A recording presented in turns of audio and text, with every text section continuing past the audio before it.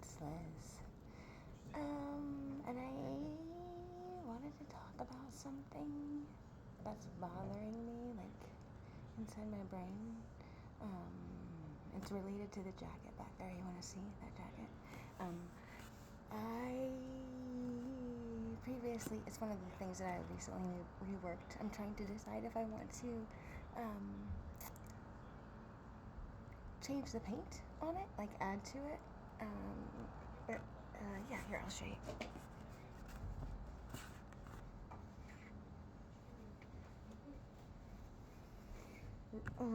Before it was just I reversed it.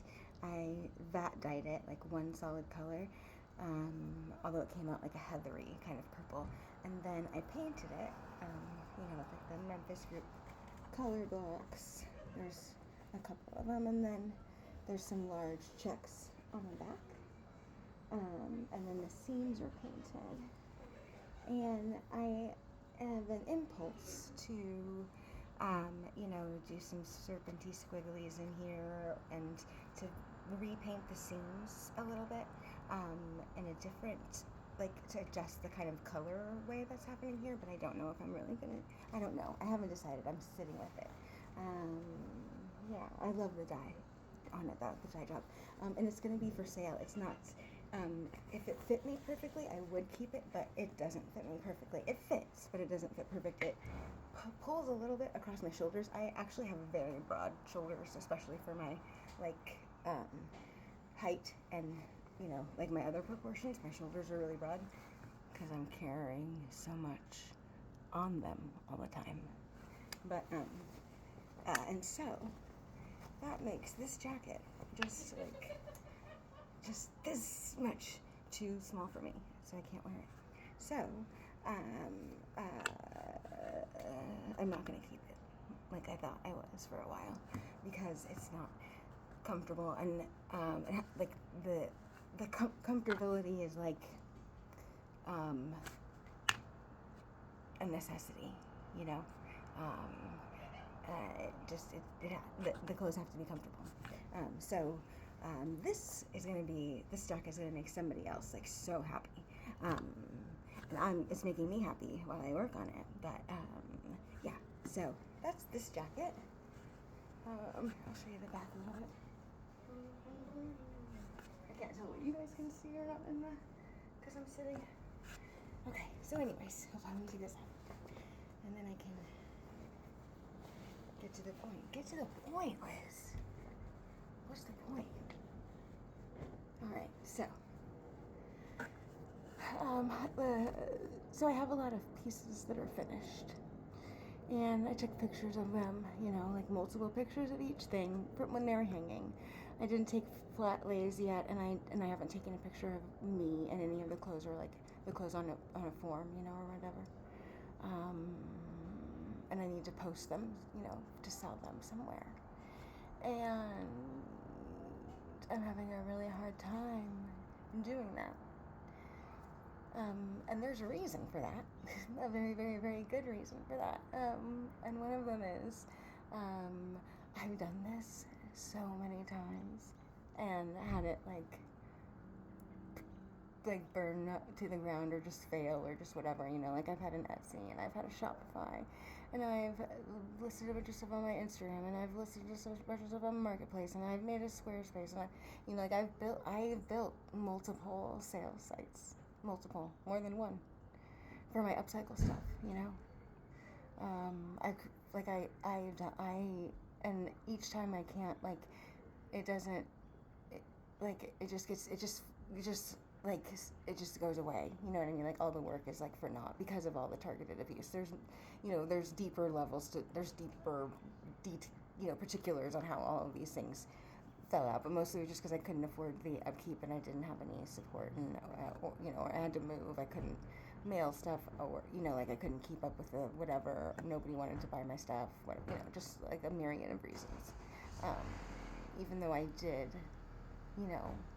I did all the work and I made all the stuff and I made it really cool and I found creative ways to tell people about it, and but I'm just one person also is the other thing.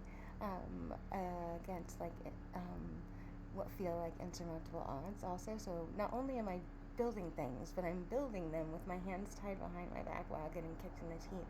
And then those things that I built under all that suffering and duress are for naught. You know? So, I'm having a really hard time doing the admin, sales, merchandising stuff. And not because I'm lazy, not because I'm incapable, not because my stuff isn't good, not because I don't believe in myself, but because I am traumatized. I am deeply traumatized. You know, trying to be an artist for a living has broken my heart many times, as has trying to be a mother in this society, as has just trying to be a human being in this society, really. You know, my heart gets broken a lot. My heart gets broken a lot. And I'm very good. I'm a very good alchemist. I'm a very good healer. So I present way more put together than how I feel on the inside. And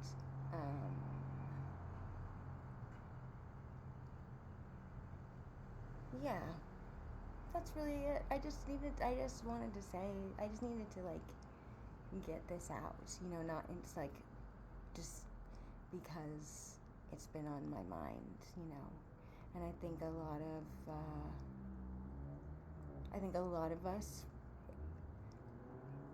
in this society probably have similar traumas and are probably beating ourselves up about it, you know. Like, why can't I just do the thing? Because you're traumatized, honey bunny, you know? And I'm tired of not, I just like, it just, I get it, I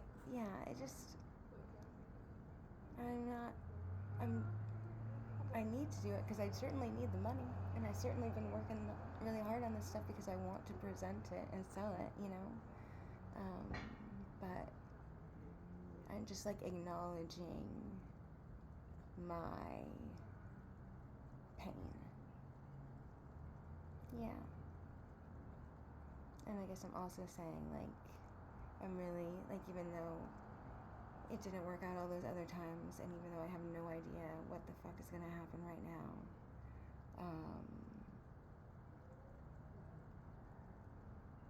I'm really, you know, I'm really, really proud of myself. Like, I really am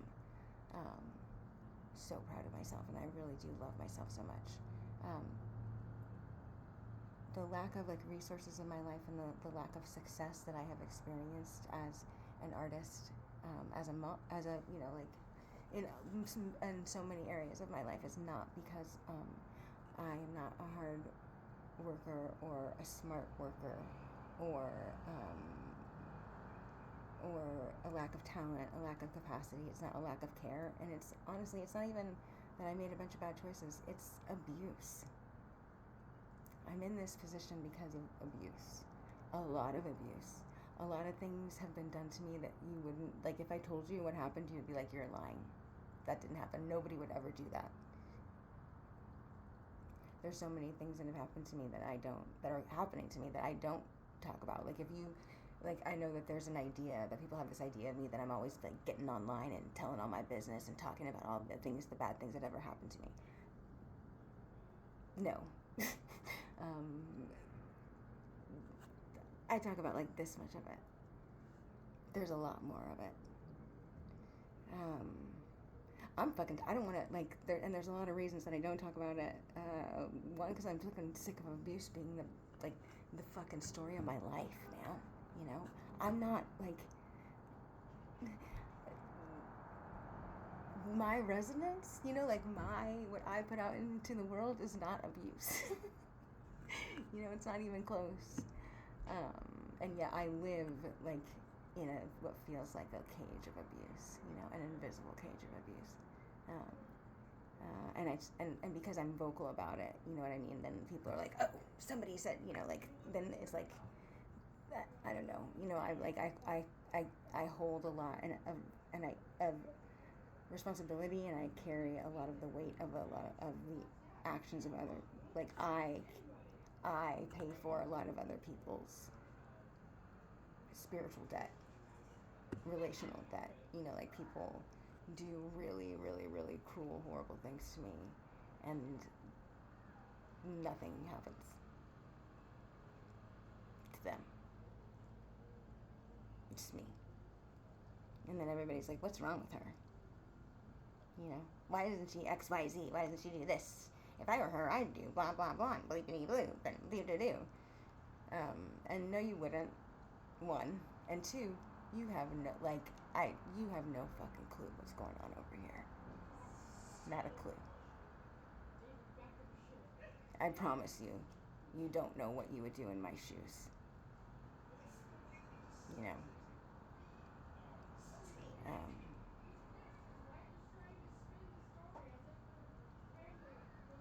Yeah. I don't know. My birthday is coming up. I'm gonna be 47 in 21 sleeps, I believe. And I really want, like, to be able to do something, like, really nice for myself for my birthday, but I don't know what that's gonna be, you know, what that's gonna look like, or I don't know. I'm gonna stop this. Anyways, I just wanted to say that I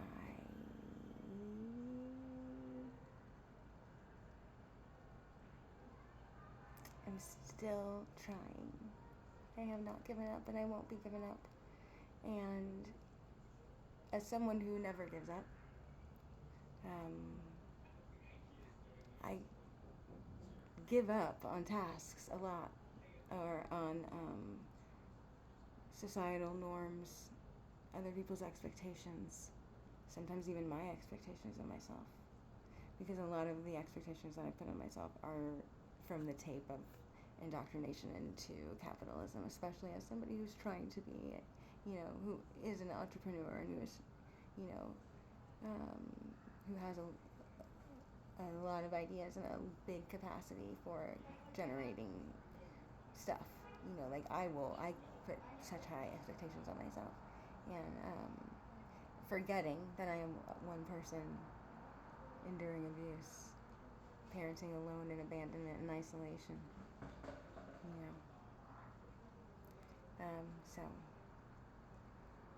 yeah, I'm trying to be gentle with myself. Also, I have this horrible psoriasis flare that is fucking.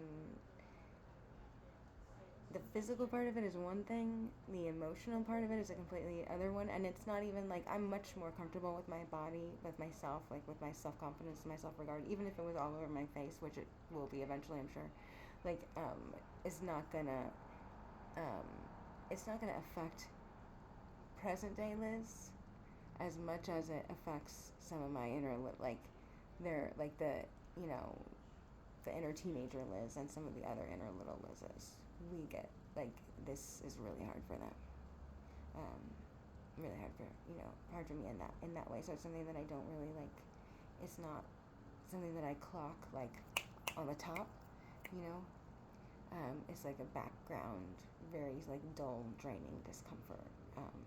And I'm having, like, a psoriasis flare. It started on my stomach, and now it's, like, that's what happens with it. It's like, but you can't see it in this light.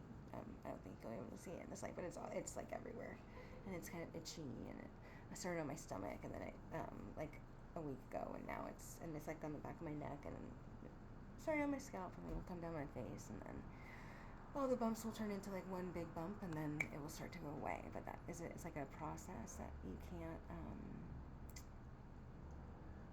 There's basically nothing that I can do about it. So. I don't know, I'm just blabbing. But these are some of the things that I think about, and I thought maybe they would be relatable for you, and so I was just coming on the blab. So thank you for listening to me, and I hope that you got some belly laugh today, and shake your booty just a little bit. And if shaking your booty isn't your thing, I hope that you took some time to sit with your body, do some kind of movement, and that you pour into your relationship with yourself, because it's your most important relationship, and that you wear a respirator mask in public spaces, because COVID is airborne, which means it passes through the air like cigarette smoke.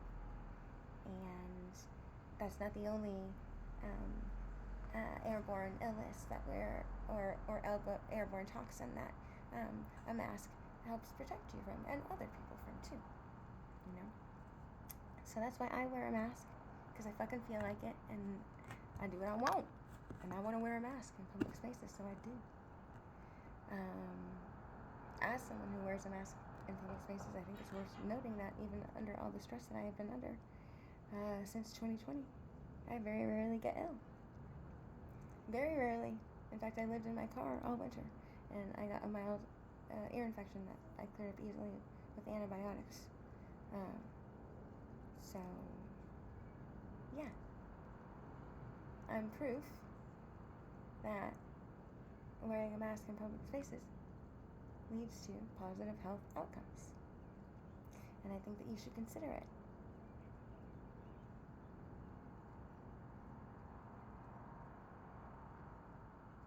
Because the air isn't going to magically get much better. And our health system, which already offered neither health nor care, is in slow collapse. And COVID and its complications, like long COVID, are complex medical conditions, and not like a one and done, oh, I got a prescription, I take this pill and then I'm better now. It's not like that. COVID is a vascular disease. Vascular meaning blood, meaning the illness or the virus of COVID goes everywhere in your body that your blood goes, which is why we're seeing an uptick in heart attacks, strokes, early onset dementia, cancers, just basically Ehlers-Danlos, I think that's how you say that. There's so many other, all of it. We're seeing a rise in all of it, like asthma, like in 2026, COVID overtook asthma as the leading chronic illness in children in 2026. Long COVID overtook asthma as a leading chronic illness in children. So it's not over. It's never been over, you guys.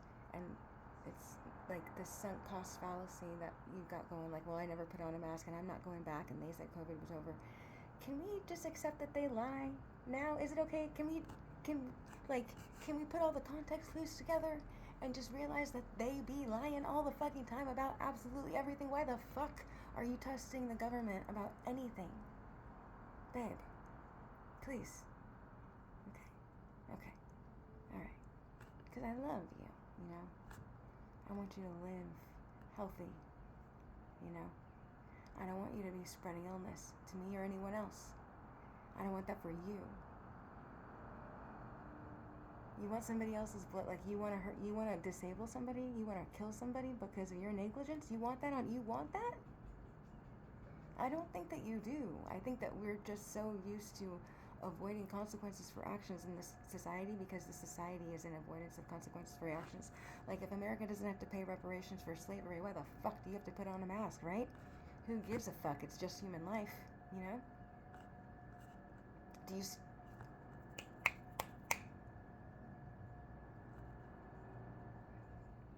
It's not complicated. That's the thing. Everybody's like, well, it's so complicated. COVID's so complicated. Poverty's so complicated. It's so complicated. I don't know how we'll ever solve it.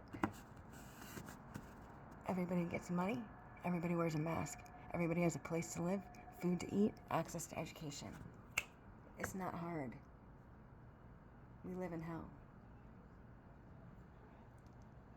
Signed, an angel. Okay, I'm really gonna go now. Thanks for hanging out. Okay, bye.